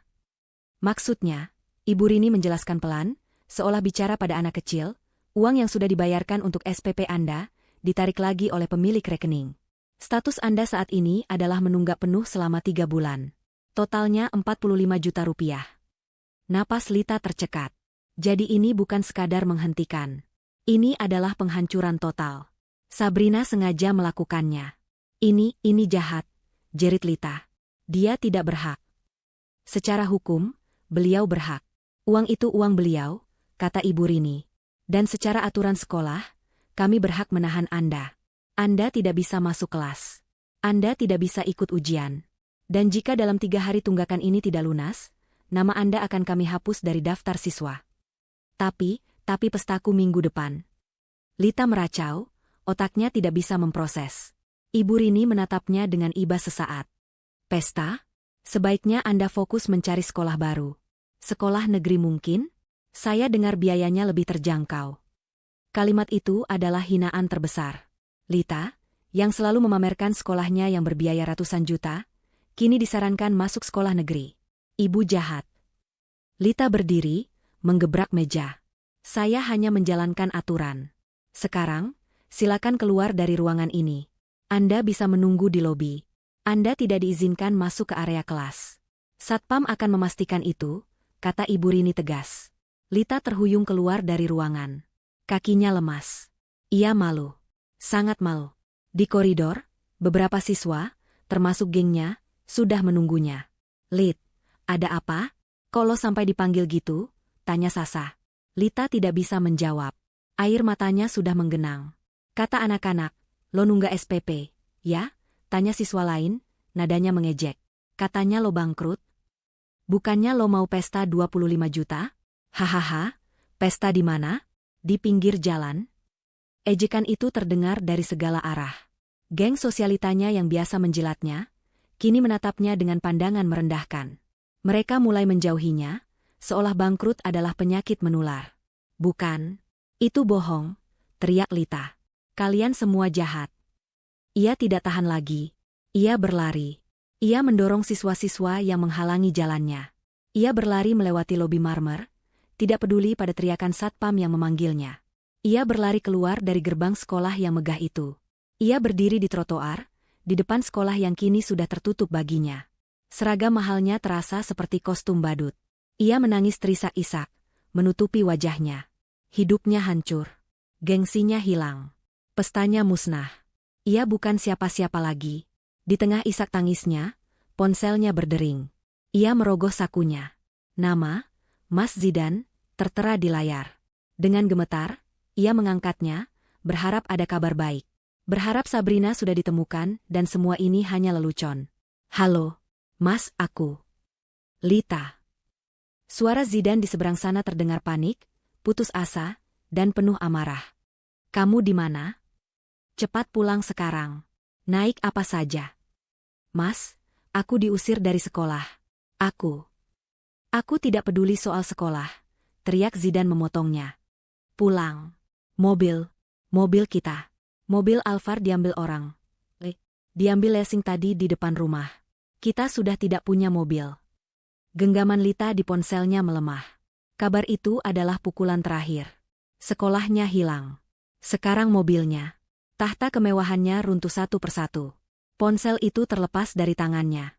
Benda mahal itu jatuh ke trotoar yang keras. Layarnya retak, membentuk jaring laba-laba, lalu mati. Sama seperti hidupnya. Ponsel Zidan masih menempel di telinganya, meski di seberang sana Lita sudah tidak bersuara. Ia mendengar suara debuman, lalu hening. Adiknya mungkin pingsan. Atau mungkin menjatuhkan ponselnya. Zidan tidak peduli. Ia sendiri merasa kakinya seperti jeli. Diambil Lessing. Ia mengulangi kata-kata itu seperti mantra. Ia menatap nanar ke arah garasi. Dua pria berbadan tegap itu masih di sana. Yang satu sedang memegang kunci Alphardnya, kunci yang baru saja ia serahkan dengan tangan gemetar. Pria yang satunya lagi tersenyum tipis. Senyum profesional yang terasa seperti tamparan. Ibu Siti, yang sejak tadi berdiri mematung di ambang pintu, tiba-tiba tersadar dari pingsannya. Ini bukan pingsan karena kaget, tapi pingsan karena amarah yang tidak tersalurkan. Tidak, jeritnya. Ia berlari keluar, menerobos Zidan, menuju ke garasi. Ia bahkan tidak memakai sandalnya. Kakinya yang terawat menginjak lantai carport yang kotor. Kalian siapa? Beraninya kalian masuk pekarangan saya. Pergi. Ia mencoba mendorong salah satu pria itu. Pria itu hanya bergeser sedikit, tidak terpengaruh. Maaf, Nyonya, kata pria yang memegang kunci. Kami hanya menjalankan tugas. Penjamin dan pembayar unit ini, atas nama Nyonya Sabrina, telah secara sukarela menyerahkan unit dan menghentikan pembayaran. Kami diperintahkan untuk menariknya hari ini juga. Sabrina? Gembel itu lagi? Raung Ibu Siti. Wajahnya merah padam. Dia tidak berhak. Ini mobil anak saya. Zidan. Kenapa kamu diam saja? Usir mereka. Panggil polisi. Zidan hanya menggeleng pelan. Tidak bisa, Bu. Surat-suratnya, tadi mereka tunjukkan. Semuanya lunas atas nama Sabrina. Kita hanya pemakai. Itu adalah kebenaran yang pahit. Zidan selalu mengira mobil itu miliknya. Ternyata ia hanya meminjam. Saya tidak peduli. Ibu Siti kini beralih ke mobil derek yang sudah mulai memundurkan pengaitnya. Jangan ambil mobil saya. Tetangga, tolong. Ada rampok. Teriakannya berhasil menarik perhatian. Pintu di seberang jalan terbuka. Bu Ratih, tetangga paling ingin tahu di kompleks itu, keluar dengan daster dan roll rambutnya. Ia pura-pura menyiram tanaman. Di sebelahnya, Pak RT yang sedang jalan pagi, berhenti. Beberapa asisten rumah tangga di rumah-rumah lain mulai berkumpul di gerbang mereka, berbisik-bisik. Ini adalah skenario terburuk bagi Ibu Siti. Harga dirinya, statusnya sebagai Nyonya, terpandang di kompleks ini, sedang dilucuti di depan umum. Lihat itu, Bu Ratih, bisik seorang art pada temannya. Mobilnya Nyonya Siti mau ditarik. Jangan-jangan bangkrut. Sombong sih, sahut Bu Ratih, cukup keras agar terdengar. Tiap hari pamer. Ternyata mobil kreditan. Telinga Ibu Siti berdenging. Ia menoleh tajam ke arah Bu Ratih. Masuk kamu. Jangan ikut campur. Apa lihat-lihat? Belum pernah lihat orang kaya? Bentakannya justru menjadi bahan tertawaan. Bu Ratih tersenyum sinis. Lihat, Bu. Orang kaya kok mobilnya ditarik. Balasnya, Ibu Siti ingin mati saat itu juga. Ia berbalik dan memeluk ban depan Alphard itu. Tidak. Kalian harus langkahi mayat saya dulu. Pria Lessing itu menghela napas. Nyonya, tolong jangan persulit kami. Jika Nyonya melawan, kami akan panggil pihak berwajib. Ini akan jadi lebih memalukan. Zidane akhirnya melangkah maju. Ia menarik lengan ibunya. Bu, sudah, Bu. Masuk. Malu, bisiknya, suaranya parau. Tidak mau. Zidane. Ini Alphard kita, rintih Ibu Siti. Sudah bukan punya kita lagi, Bu, bentak Zidane, akhirnya meledak. Kita sudah tidak punya apa-apa. Ibu mengerti? Bentakan Zidane itu membungkam Ibu Siti. Ia menatap anaknya dengan pandangan kosong. Tenaganya habis. Zidane memapahnya masuk ke dalam rumah, menjauh dari tatapan penuh penghakiman para tetangga. Dari balik jendela ruang tamu, mereka berdua, dan Lita yang baru saja tiba, diantar oleh satpam kompleks yang kasihan melihatnya menangis di pos depan, menyaksikan detik-detik paling memalukan dalam hidup mereka. Mobil Alphard putih yang selalu Ibu Siti banggakan, yang selalu Lita pakai untuk pamer ke teman-temannya, kini ditarik ke atas mobil derek. Suara mesin derek itu meraung-raung, seolah menertawakan mereka. Mobil derek itu perlahan menjauh, membawa serta sisa-sisa terakhir harga diri mereka. Ibu Siti terduduk lemas di lantai marmer yang dingin. Habis sudah. Zidane tidak tahan berada di rumah itu. Ia merasa tercekik. Ia harus keluar. Ia harus mencari Sabrina. Tapi bagaimana? Ia teringat sesuatu. Mobil sedan. Masih ada satu mobil lagi di garasi. Mobil lama peninggalan ayahnya, yang jarang dipakai. Ia berlari ke garasi, mengabaikan Lita yang menangis di sofa. Ia mengambil kunci sedan itu. Ia masuk dan memutar kuncinya. Klik, klik, klik. Tidak ada apa-apa. Hanya suara lemah. Aki-akinya mati, desisnya. Ia memukul setir. Sial, kapan terakhir kali mobil ini dipanaskan? Sabrina yang biasanya mengurus. Tentu saja. Sabrina pasti tahu mobil ini tidak bisa dipakai. Tidak. Ia tidak boleh putus asa. Ia masih punya satu senjata. Kartu kredit korporat. Ia merogoh dompetnya. Kartu hitam elegan itu masih ada. Setidaknya ini tidak mungkin diblokir. Pikirnya, ini kan kartu perusahaan. Ia lupa bahwa perusahaan itu juga palsu, dan tagihannya dibayar oleh Sabrina. Ia harus bertemu teman-temannya di kafe biasa. Tempatnya, bekerja. Ia harus menunjukkan bahwa ia baik-baik saja. Mungkin ia bisa meminjam uang. Zidane, yang tidak pernah berjalan kaki lebih dari 100 meter dari mobilnya, kini terpaksa berjalan kaki keluar kompleks. Matahari pagi itu terasa menyengat. Kemeja mahal yang ia kenakan, yang belum disetrika, basah oleh keringat dalam hitungan menit. Sepatu kulitnya yang mahal terasa menyiksa. Tetangga yang tadi menonton drama di rumahnya, kini melihatnya berjalan kaki. Mereka berbisik lagi. Zidane mempercepat langkahnya, wajahnya tertunduk malu. 30 menit kemudian, ia sampai di kafe elit langganannya. Napasnya terengah-engah, penampilannya kacau. Teman-teman golfnya sudah ada di sana, tertawa sambil menyeruput kopi mahal. Zidane, bro, kenapa lo? Kusut amat muka lo kayak cucian belum kering, sapa salah satu temannya. Ah, biasa. Mobil mogok. Supir lagi cuti. Bohong Zidane, berusaha menjaga wibawanya. Ia duduk dan langsung memesan. Kopi paling mahal seperti biasa. Dan croissant. Ia mencoba bergabung dalam obrolan. Mereka bicara soal saham, soal liburan ke Eropa. Zidane hanya mengangguk-angguk, padahal pikirannya melayang. Bagaimana ia harus memulai meminjam uang? Gengsinya terlalu tinggi. Ia memutuskan untuk mentraktir mereka dulu. Sebuah taktik lama untuk menunjukkan ia masih berkuasa. Pagi ini, semua pesanan kalian, biar gue yang bayar, katanya dengan sisa-sisa kesombongan. Teman-temannya bersorak. Wah, bos Zidane memang mantap. Saat tagihan datang, totalnya hampir 2 juta rupiah. Zidane dengan gaya angkuh menyerahkan kartu korporat hitamnya. Pakai ini. Pelayan itu pergi. Beberapa saat kemudian, ia kembali dengan wajah ragu. Maaf, Pak Zidane. Kartunya ditolak. Dunia Zidane berhenti berputar. Apa? Ditolak? Coba lagi. Kamu gesek. Jangan ditap. Mesin kamu itu yang rusak. Elaknya, suaranya sedikit bergetar. Pelayan itu mencoba lagi. Masih sama, Pak. Ditolak. Declined. Ini ada notifikasinya. Kartu diblokir oleh pihak bank. Semua temannya terdiam. Tawa mereka lenyap. Mereka menatap Zidane. Bukan lagi dengan kagum, tapi dengan pandangan aneh. Campuran antara kasihan dan curiga. Diblokir? Kok bisa? Bukannya itu kartu corporate? Tanya temannya yang tadi paling keras tertawa. Wajah Zidan merah padam.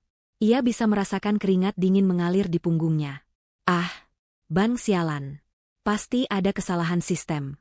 Biasa. Bro, ia menoleh ke temannya. Tolong handle dulu ya. Kayaknya gue salah bawa kartu. Dompet gue ketinggalan di mobil yang mogok. Nanti gue ganti. Pasti gue ganti. Temannya menghela napas, lalu mengeluarkan kartunya sendiri. Santai, bro. Anggap aja giliran gue yang traktir. Tapi nada suaranya datar. Tatapan matanya mengatakan segalanya. Zidan, bos, ternyata tidak bisa membayar kopi. Zidan tidak tahan lagi. Gue duluan ya. Ada meeting mendadak. Lupa. Ia buru-buru bangkit, hampir menyenggol meja. Ia berjalan cepat keluar kafe, tidak berani menoleh ke belakang. Ia bisa mendengar bisikan mereka di belakangnya. Kasihannya, kayaknya lagi jatuh. Tahtanya sebagai bos, di lingkaran pertemanannya, runtuh seketika. Ia berjalan pulang. Perjalanan yang tadi terasa panas, kini terasa dingin dan menusuk. Ia berjalan di bawah matahari terik, tapi ia menggigil. Ia bukan siapa-siapa. Ia tidak punya mobil. Ia tidak punya uang. Ia tidak punya teman. Ia tidak punya harga diri. Semua yang ia miliki, semua topeng yang ia pakai, ternyata dipinjamkan oleh satu orang. Seorang gembel, yang kini telah mengambil kembali semuanya. Zidan mendorong pintu depan rumahnya yang berat. Ia disambut oleh keheningan yang menyesakkan. Rumah yang biasanya terang benderang dengan lampu kristal dan pendingin ruangan yang menyala penuh, kini terasa gelap dan pengap. Sepertinya Ibu Siti dan Lita tidak menyalakan apa-apa. Mungkin untuk menghemat listrik. Kesadaran baru yang ironis. Garasi yang kosong melompong terlihat seperti lubang hitam yang menganga, menelan semua sisa kejayaan mereka. Zidan melangkah masuk ke ruang tamu. Pemandangannya menyedihkan. Ibu Siti duduk meringkuk di sofa beludru yang harganya ratusan juta. Rambutnya yang biasa tersanggul rapi kini acak-acakan. Wajahnya yang penuh riasan kini kotor oleh air mata yang sudah mengering. Ia terlihat tua, rapuh, dan kalah. Di sofa lain, Lita tertidur dengan posisi yang tidak nyaman, masih mengenakan seragam sekolahnya yang lecek. Matanya bengkak, sisa-sisa tangis histerisnya tadi. Mendengar Zidan masuk, Ibu Siti mengangkat kepalanya. Matanya yang merah menatap Zidan dengan tatapan kosong. Bagaimana? Tanyanya, suaranya serak. Zidan tidak perlu menjawab. Penampilannya sudah menjelaskan segalanya. Kemejanya basah oleh keringat, rambutnya lepek, dan wajahnya menyeratkan kekalahan mutlak. Ia ambruk di kursi yang berhadapan dengan ibunya. Gagal, desisnya. Kartuku juga diblokir. Semuanya. Habis. Lita terbangun oleh suara Zidan. Ia duduk, mengucek matanya. Mas, jadi gimana? Kita makan apa? Pertanyaan itu, pertanyaan paling dasar, kini menjadi pertanyaan yang paling menakutkan bagi mereka. Mereka bertiga terdiam. Tiga manusia yang terbiasa hidup dalam kemewahan absolut, kini kebingungan memikirkan cara untuk makan malam. Jam besar di dinding, hadiah pernikahan dari rekan bisnis Sabrina, berdetak nyaring. Tik, tok, tik, tok. Suaranya seperti palu yang menghantam kepala mereka. Perabotan mahal di sekeliling mereka kini tidak lagi terasa nyaman. Mereka seperti pajangan di etalase toko, barang-barang yang tidak bisa mereka miliki. Zidan. Ibu Siti berkata lagi, kali ini nadanya menuntut. Ibu tidak peduli dengan kartu kredit. Itu urusan Sabrina. Tapi kamu masih punya perusahaan. Kamu masih punya gaji. Pakai gaji kamu. Ambil uang tunai di bank. Lita menatap Zidan, matanya berbinar oleh harapan terakhir. Iya, Mas. Gaji Mas. Kan? Mas kan direktur. Pasti gajinya besar. Kita bisa pakai itu dulu sementara Kak Sabrina ngambek. Zidan memejamkan matanya. Inilah saatnya. Dinding kebohongannya yang terakhir harus ia runtuhkan sendiri. Ia tidak bisa bersembunyi lagi. Bu. Ia memulai, suaranya bergetar. Perusahaan sudah tidak ada. Ibu Siti mengerutkan kening. Apa maksudmu tidak ada? Kamu kan tiap pagi berangkat ke kantor? Kantor itu sudah disita bank. Setahun yang lalu, kata Zidan pelan. Ibu Siti dan Lita terdiam. Mereka mencoba mencerna kalimat itu. Bangkrut, Zidan mengatakannya dengan lebih jelas. Perusahaan ayah bangkrut total. Tidak ada yang tersisa. Sejak setahun lalu, aku pengangguran. Bohong, teriak Lita, tidak terima. Kamu bohong. Terus kamu ke kantor tiap pagi? Kamu main golf? Kamu beli jam tangan mahal? Itu apa? Itu, semua. Sabrina, bisik Zidan, kepalanya tertunduk malu. Semua dari Sabrina. Ibu Siti berdiri. Kakinya gemetar. Apa? Apa katamu? Sejak perusahaan bangkrut, Sabrina yang mengambil alih semuanya. Dia yang bayar sisa utang perusahaan ayah diam-diam. Dia yang kasih aku uang bulanan, dia bilang, untuk jaga gengsi Mas. Dia yang belikan aku mobil Alphard itu, katanya biar Mas tidak malu sama teman-teman. Kartu korporat itu, kartu atas nama perusahaannya. Dia yang suruh aku pura-pura tetap kerja, biar ibu dan Lita tidak cemas. Pengakuan itu menghantam Ibu Siti dan Lita seperti kereta barang. Setiap kebohongan yang mereka nikmati kini terkuak. Pria yang mereka banggakan sebagai direktur sukses, ternyata hanyalah boneka yang dibiayai penuh oleh istrinya. Jadi kita. Lita menutup mulutnya.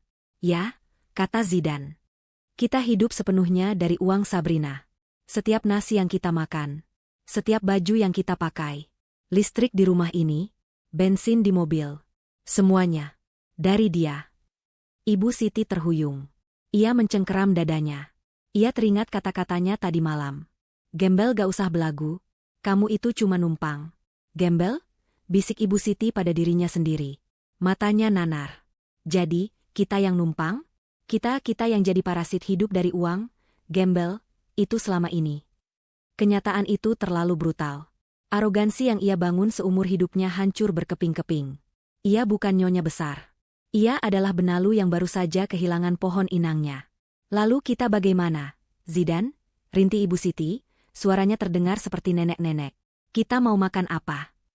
Zidan hanya bisa menggelengkan kepalanya. Ia menangis tanpa suara, air mata malu dan putus asa mengalir di pipinya. Ia telah gagal sebagai anak, sebagai kakak, dan sebagai suami. Di tengah keheningan yang menakutkan itu, bel rumah berbunyi. Ding dong. Mereka bertiga tersentak kaget. Siapa lagi? Pihak Leasing mau ambil TV dan sofa? Mereka saling pandang, ketakutan. Jangan dibuka, bisik Lita. Mereka diam, menahan napas. Bel berbunyi lagi, lebih lama dan lebih memaksa. Lalu hening. Beberapa detik kemudian, terdengar suara klak dari slot surat di pintu utama. Sesuatu jatuh ke lantai marmer. Zidan menunggu beberapa menit, memastikan orang itu sudah pergi. Ia berjingkat ke pintu. Di lantai, tergeletak sebuah amplop coklat besar. Ada logo bank yang ia kenali. Bank tempat ia dan Sabrina mengambil KPR rumah ini. Di amplop itu ada stempel merah besar, penting dan segera. Dengan tangan gemetar, ia mengambil amplop itu. Ia kembali ke ruang tamu, di mana ibu dan adiknya menatapnya dengan cemas.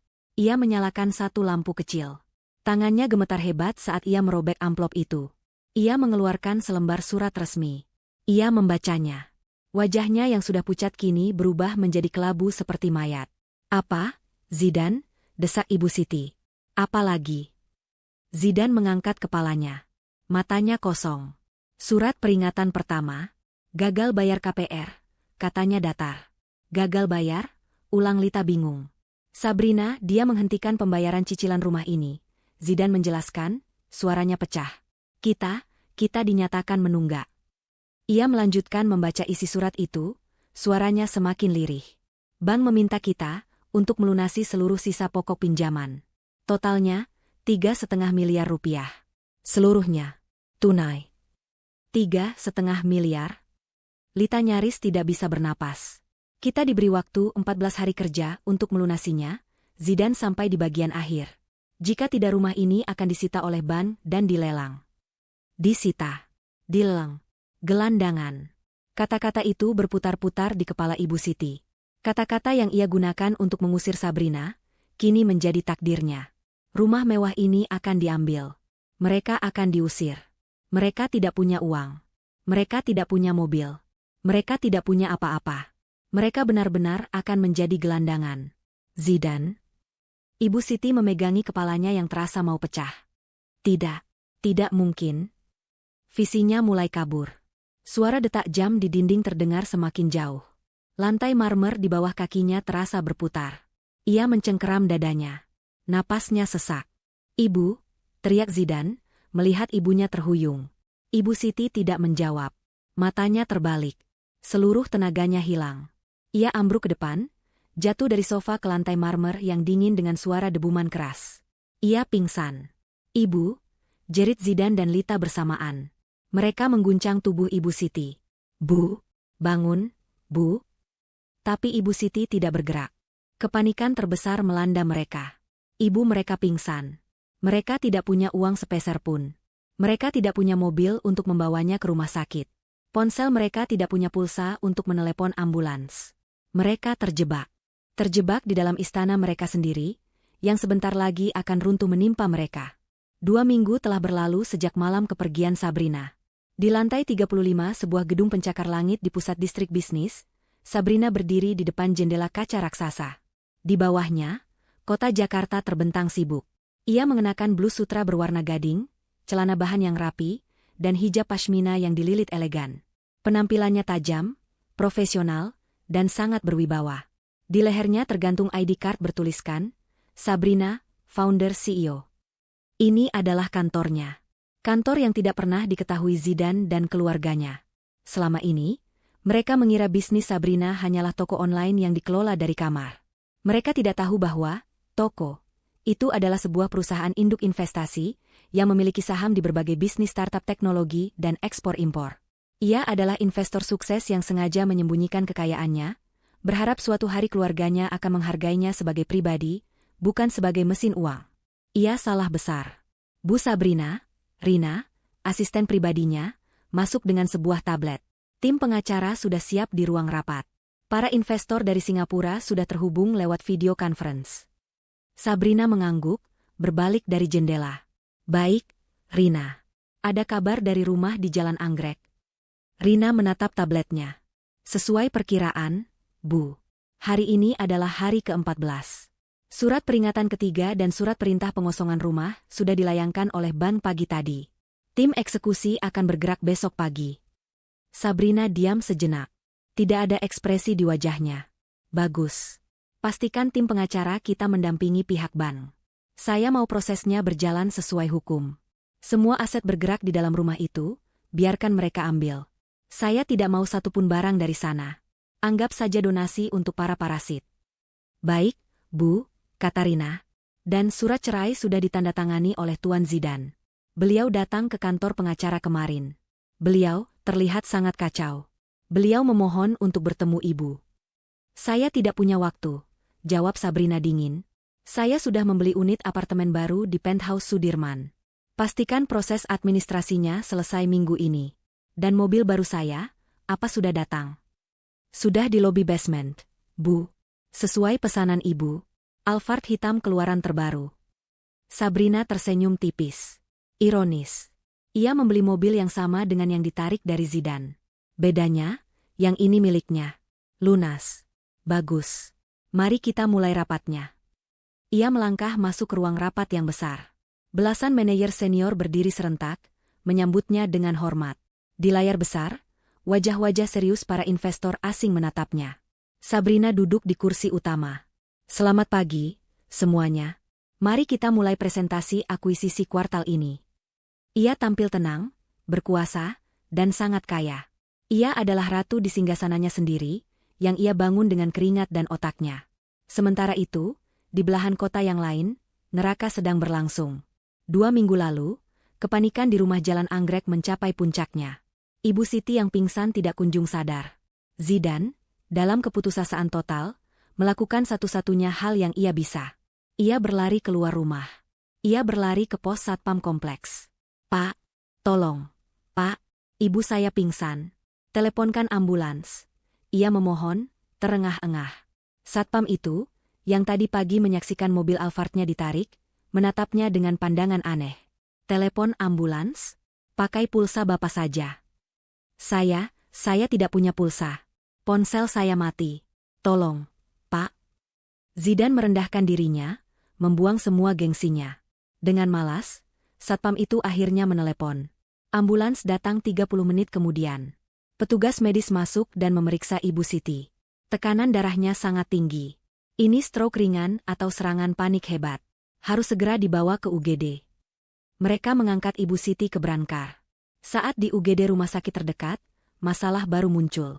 Administrasi, Pak. Silakan bayar deposit dulu. 5 juta rupiah, kata perawat di meja pendaftaran. Zidan dan Lita saling pandang. 5 juta. Mereka bahkan tidak punya 50 ribu. Sus, bisa pakai asuransi. Zidan mencoba. Asuransi atas nama siapa? Sabrina, istri saya. Perawat itu mengetik nama Sabrina. Maaf, Pak. Semua polis asuransi premium atas nama Nyonya Sabrina sudah membatalkan semua tertanggung tambahan atas nama Bapak Zidan, Ibu Siti, dan Nona Lita. Efektif sejak 2 minggu lalu. Kaki Zidan lemas. Sabrina benar-benar memotong segalanya. Ia memikirkan semua kartu asuransi VVIP yang selalu ia banggakan di dompetnya. Semuanya kini hanya sampah plastik. Jadi, kami tidak ditanggung, bisik Lita. Anda bisa pakai jalur umum, BPJS, tanya perawat itu. Zidan teringat. Sabrina pernah mendaftarkan mereka BPJS, untuk jaga-jaga, katanya. Tapi Ibu Siti selalu menghinanya. Itu asuransi orang miskin, katanya. Kini, asuransi orang miskin itu adalah satu-satunya harapan mereka. Ibu Siti akhirnya dirawat di bangsal kelas 3. Bangsal yang panas, berisik, dengan 6 pasien dalam satu ruangan. Jauh dari kamar VVIP pribadi yang biasa ia tempati jika sakit. Ia siuman beberapa jam kemudian, linglung. Melihat langit-langit kotor dan kipas angin yang berputar lambat di atasnya, ia menangis. Di mana ini? Kenapa aku di sini? Zidan. Pindahkan ibu. Tidak bisa, Bu. Kita pakai BPJS. Jawab Zidan malu. Ibu Siti histeris. Ia mencabuti selang infusnya. Perawat harus menenangkannya. Ini adalah karma pertamanya. Untuk menebus obat yang tidak ditanggung BPJS, Zidan terpaksa menjual satu-satunya aset yang ia miliki, jam tangan Rolex palsu, KW Super, yang selalu ia banggakan. Ia menjualnya ke pedagang di pasar loak seharga 300 ribu rupiah. Uang itu habis untuk obat dan ongkos Lita bolak-balik naik angkot. Hari-hari berikutnya adalah mimpi buruk. Surat peringatan kedua dari bank datang. Lalu yang ketiga. Zidan mencoba menelepon teman-teman golfnya. Bro, pinjam uang dulu. Maaf, Zidan. Lagi dipakai, nih. Aduh, istri gue lagi butuh. Sorry, bro. Nomor yang Anda tuju sedang tidak aktif. Semua menolaknya. Berita ia bangkrut dan ditolak kartu kreditnya di kafe sudah menyebar. Ia adalah paria. Tepat di hari ke-14, saat Ibu Siti baru saja boleh pulang, mereka kembali ke rumah. Mereka menemukan sebuah truk besar dan beberapa orang berbadan tegap sudah ada di depan gerbang. Tim eksekusi dari bank. Maaf, Bapak Zidan. Sesuai surat perintah pengadilan, rumah ini resmi kami sita. Anda punya waktu 1 jam untuk mengemasi barang-barang pribadi Anda. Hanya pakaian, kata seorang pria berjas, pemimpin tim itu. Apa? Tidak bisa. Ini rumah saya, teriak Zidan. Bukan lagi, Pak. Silakan. Bu Ratih, sang tetangga, menonton dari balik gordennya, tersenyum puas. Ia bahkan merekamnya dengan ponsel. Zidan, Lita, dan Ibu Siti yang masih lemah, dipaksa mengemasi pakaian mereka ke dalam koper-koper murah. Semua barang mewah, TV 80 inci, sofa bludru, lampu kristal, Gucci mahal, tempat tidur king size, semuanya ditinggal. Mereka diusir. Bertiga, mereka berdiri di depan gerbang rumah mereka sendiri, masing-masing membawa 1 koper. Mereka benar-benar terlihat seperti gelandangan. Kita mau kemana? Zidan, Isa Ibu Siti, berpegangan pada lengan anaknya. Zidan tidak tahu. Ia tidak punya tempat tujuan. Ia teringat sesuatu. Jauh di pinggir kota, ada rumah peta kecil peninggalan kakeknya yang sudah lama tidak terurus. Hanya itu satu-satunya pilihan. Mereka naik 3 kali angkot untuk sampai ke sana. Rumah itu berada di gang sempit, becek, dan bau comberan. Dindingnya berjamur. Atapnya bocor di beberapa tempat. Hanya ada 1 kamar tidur, 1 kamar mandi jongkok yang kotor, dan ruang depan sempit yang langsung terhubung ke dapur berasap. Inilah istana baru mereka. Malam pertama di sana adalah neraka. Panasnya luar biasa. Nyamuk berpesta di tubuh mereka. Ibu Siti tidak berhenti menangis. Lita menjerit-jerit histeris. Aku tidak mau di sini. Bau. Jorok. Panas. Aku benci Kak Sabrina. Diam, bentak Zidan. Ia juga sudah di ambang batas. Mulai sekarang, kita harus cari uang sendiri. Lita, kamu cari kerja. Ibu masak. Kehidupan baru mereka dimulai. Lita, yang putus sekolah, mencoba melamar kerja sebagai pelayan kafe. Di hari pertama, ia membentak pelanggan yang memintanya membersihkan meja. Ia langsung dipecat. Ia mencoba lagi di sebuah toko baju. Ia ketahuan mencuri lipstik. Ia diusir. Tangannya yang dulu halus kini kapalan karena harus mencuci baju mereka bertiga di papan cucian. Ibu Siti, yang seumur hidupnya dilayani, kini harus berjongkok di depan kompor minyak tanah yang berasap. Masakannya selalu gosong atau keasinan. Ia menangis setiap hari, meratapi nasibnya, tapi tak ada yang peduli. Dan Zidan. Setelah berminggu-minggu melamar kerja dan ditolak di mana-mana, ia menelan harga dirinya bulat-bulat. Ia menjual sedan rongsoknya seharga 3 juta. Ia membeli motor bebek bekas yang bunyinya berisik. Ia mendaftar menjadi sopir ojek online. Ia, Zidan, mantan, direktur, yang selalu wangi dan necis, kini mengenakan jaket hijau kusam. Ia berpanas-panasan di jalanan, berteriak, kiri, bang, di tengah kemacetan, untuk mendapatkan uang Rp20.000. Ia kini tahu rasanya bekerja. Suatu sore, setelah seharian narik dan hanya dapat 50.000, ia mendapat orderan. Mengantar paket. Titik jemputnya, apartemen penthouse Sudirman. Sebuah gedung yang bahkan ia tidak berani impikan untuk masuk. Ia sampai di lobi yang megah. Satpam menatapnya penuh curiga. Paket untuk siapa? Atas nama Ibu Sabrina, katanya, membaca layar ponselnya. Jantung Zidan serasa berhenti berdetak. Sabrina? Di sini? Ia disuruh menunggu di lobi khusus kurir. Ia menunggu, gelisah. 15 menit kemudian, pintu lift pribadi berdenting. Seorang wanita melangkah keluar. Wanita itu bukan Sabrina. Wanita itu adalah Rina, asisten Sabrina. Tapi Zidan tidak tahu. Rina menyerahkan paket itu padanya. Saat Zidan hendak pergi, lift di sebelahnya terbuka. Keluarlah sesosok wanita yang ia kenal, namun juga terasa asing. Mengenakan dress kasual yang elegan, hijab yang sempurna, dan kacamata hitam besar. Di tangannya ada kunci mobil yang Zidan kenali logonya. Sabrina. Wanita itu berjalan melewatinya, menuju pintu lobi utama. Ia tidak melihat Zidan. Atau pura-pura tidak melihat. Aroma parfumnya yang mahal, parfum yang dulu Zidan belikan menggunakan uang Sabrina, menyeruak hidung Zidan. Zidan membeku. Jaket hijaunya yang bau keringat rasa membakarnya. Di depannya adalah istrinya, yang kini terlihat seperti bintang film. Ia, sang suami, hanyalah seorang tukang ojek yang bahkan tidak berani menyapanya. Zidan berdiri kaku seperti patung. Ponsel di tangannya bergetar, orderan paket itu harus segera diantar. Tapi ia tidak peduli. Seluruh dunianya terfokus pada sosok Sabrina yang berjalan anggun menuju pintu putar lobi. Sesuatu dalam dirinya pecah. Bukan harga diri, karena ia sudah tidak punya itu. Tapi bendungan keputusasaan. Sabrina. Teriakan itu keluar dari tenggorokannya, serak dan putus asa. Itu bukan panggilan, itu sebuah rintihan. Sabrina berhenti. Tepat di depan pintu. Ia tidak menoleh. Rina, asistennya, yang kaget melihat Zidan, langsung berdiri protektif di samping Sabrina. Zidan, tidak peduli lagi pada tatapan satpam atau orang-orang kaya di lobi, berlari. Helm ojeknya ia lempar begitu saja ke lantai. Ia berlari dan langsung bersujud di lantai marmer yang dingin, memeluk kaki Sabrina. Sabrina. SAB, tolong, jangan pergi. Ia meraung. Tangis pria dewasa yang hancur. Wajahnya ia benamkan di ujung sepatu Sabrina yang mahal. Maafkan aku, SAB. Maafkan Mas. Aku salah. Aku dibutakan oleh gengsi. Aku suami yang tidak berguna. Sabrina tetap diam. Ia hanya menatap puncak kepala Zidan yang tertunduk di kakinya. Aku sudah menderita, SAB. Ibu sakit-sakitan di kontrakan sempit. Lita putus sekolah, dia nyuci baju sendiri.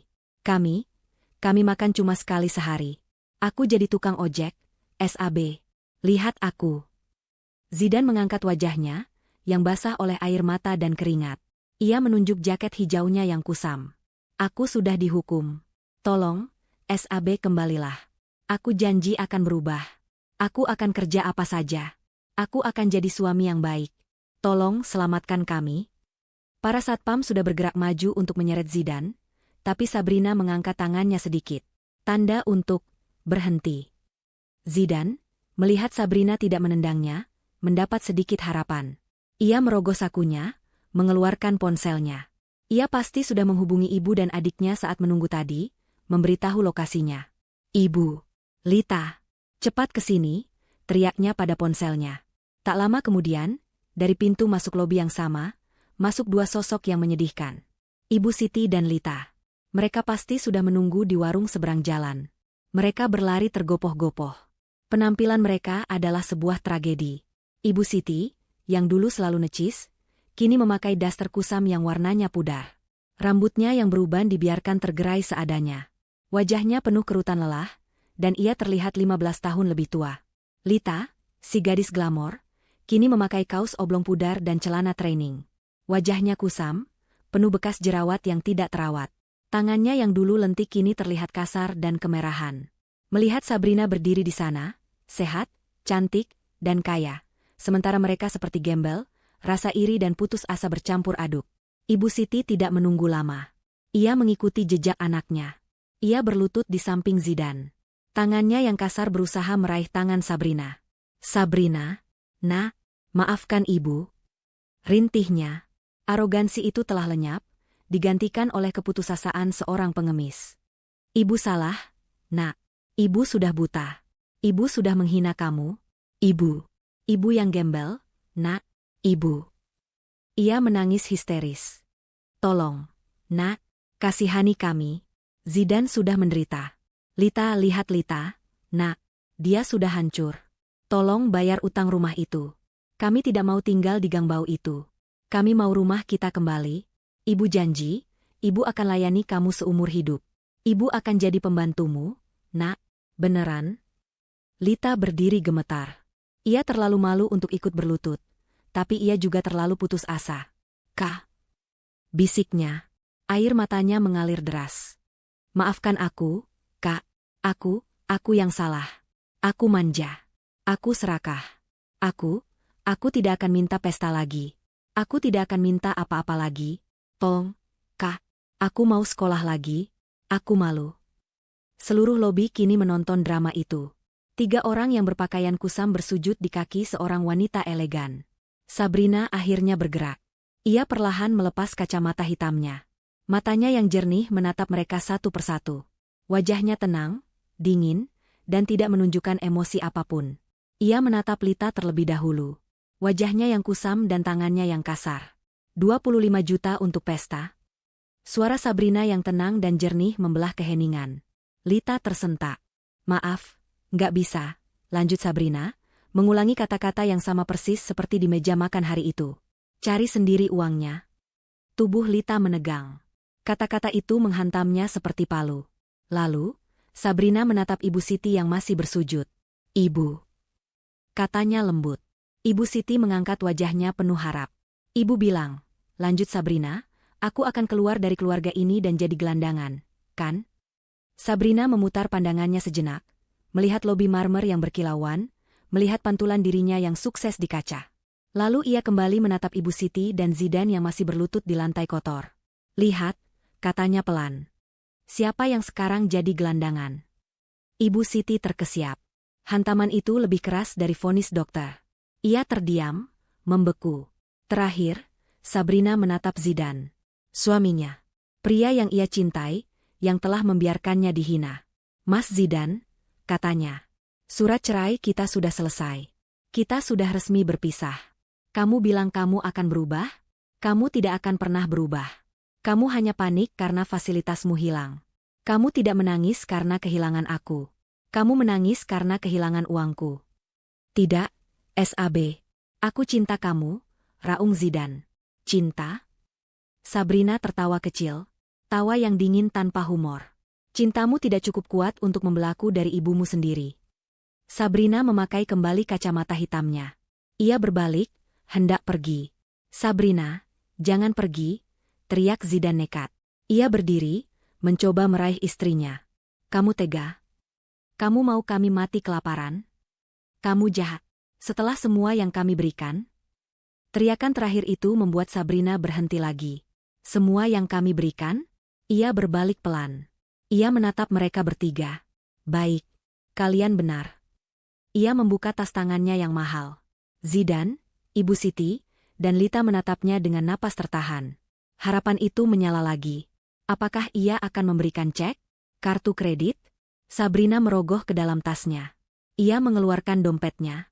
Dari dompet itu, ia mengambil selembar uang. 1 lembar. Berwarna biru. 100.000 rupiah. Ia mengulurkan tangannya. Zidan hendak menyambutnya. Tapi Sabrina tidak memberikannya ke tangan Zidan. Ia melepaskan uang itu. Uang itu melayang pelan, berputar, lalu mendarat di lantai marmer, tepat di antara Zidan dan Ibu Siti. Tepat di depan kaki mereka. Oh ya, Lita, kata Sabrina. Selamat ulang tahun. Anggap saja itu kadonya. Zidan, Lita, dan Ibu Siti menatap uang 100.000 yang tergeletak hina di lantai itu. Itu, lanjut Sabrina, suaranya menusuk. Untuk ongkos kalian pulang. Naik angkot bertiga, masih ada kembaliannya. Pesan saya, hemat-hemat. Para satpam kini melangkah maju, sudah tidak bisa ditahan lagi. Mereka mulai menarik Zidan, Lita, dan Ibu Siti. Maaf, Bapak, Ibu. Harap tinggalkan area lobi. Lepaskan. Ini istri saya, Sabrina. Sabrina. Zidan meronta. Sabrina tidak menoleh lagi. Ia berjalan keluar pintu putar. Di luar, sebuah mobil Alphard hitam terbaru yang mengilap sudah menunggunya. Rina membukakan pintu. Sabrina masuk ke dalam mobil. Pendingin ruangan yang sejuk menyambutnya. Ia duduk di jok kulit yang empuk. Ia melihat dari jendela yang gelap. Ia melihat 3 sosok yang pernah menjadi keluarganya itu, kini diseret secara paksa oleh satpam keluar dari lobi. Mereka berteriak, menangis, dan memaki. Zidan, di tengah tarikan satpam, menatap uang 100.000 yang masih tergeletak di lantai. Itu adalah simbol kehancuran totalnya. Mobil Sabrina melaju pelan, meninggalkan gedung mewah itu. Di dalam mobil, Sabrina menatap lurus ke depan. Jalanan Jakarta yang sibuk terbentang di hadapannya. Ia meraih ponselnya, bukan untuk melihat ke belakang, tapi untuk menelepon timnya. Rina, rapat selanjutnya jam berapa? Ia tidak meneteskan air mata. Ia hanya merasakan kelegaan. Pelajaran telah ia berikan. Karma telah menemukan jalannya. Dan ia, akhirnya, bebas.